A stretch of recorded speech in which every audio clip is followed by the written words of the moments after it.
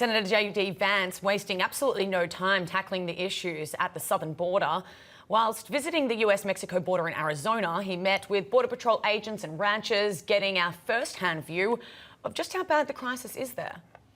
Yeah, he even sat down with NEWMAX's own Bianca de la Garza. Here is just a little bit of what he had to tell her. And she's been the border czar for 3 years, and she's never visited, and she's never actually tried to understand what's going on. It's really crazy. I mean, you know, right before we started shooting, actually, the Secret Service pulled me aside because there's a group of migrants headed here right now. They're about 2 miles out, and they're apparently flying a drone, which is, I think that's one of the reasons why this helicopter is in the background. And it's like, this is our country, right? We're in our country, the United States of America, and we're worried about drones invading our airspace when the vice presidential nominee is here for an interview. Is that there's migrants 2 miles away from our shot. Exactly, yeah.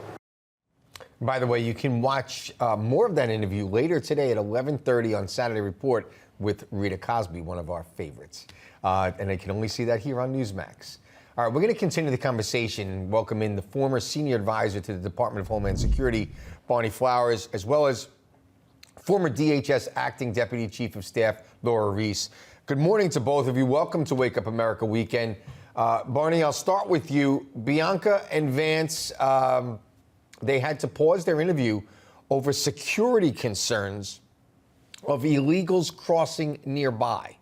Now, VP Kamala Harris was in Texas for 2 days this week, and she refused to step foot anywhere near the border.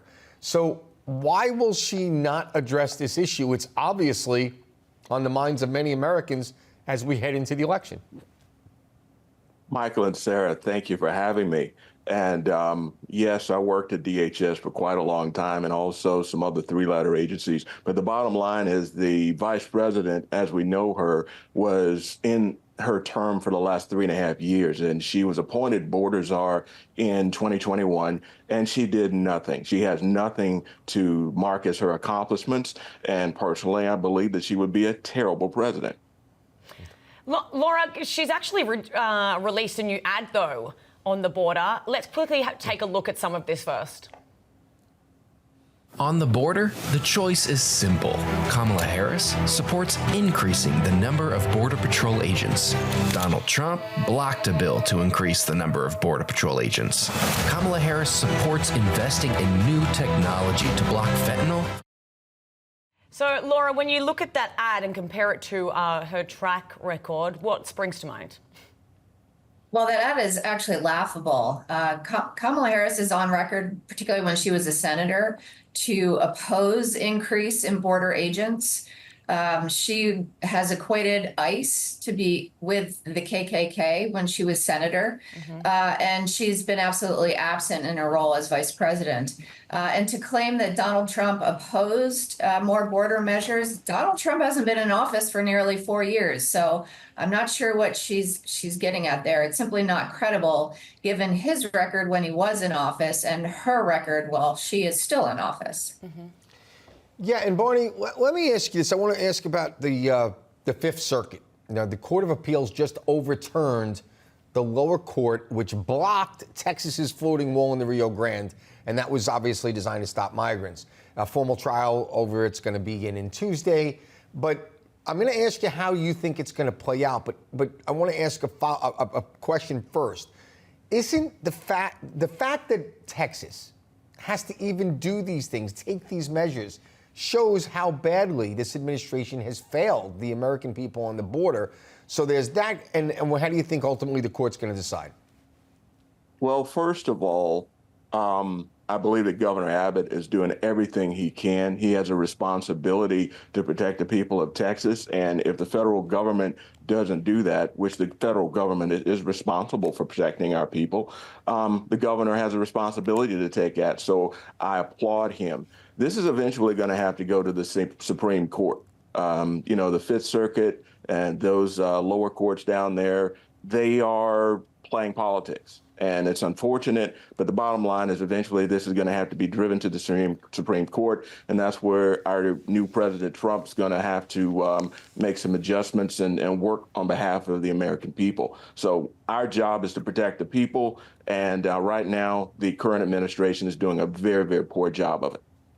Laura, If President Trump were to come back into office, what changes do you think he will make to fix this? Well, a lot of what he did during his first term. So shutting down the open border, continuing wall system construction, returning to remain in Mexico, returning to requiring that aliens applying for asylum do so in the first safe country in which they arrive, not country shop just to get to the U.S. for economic reasons.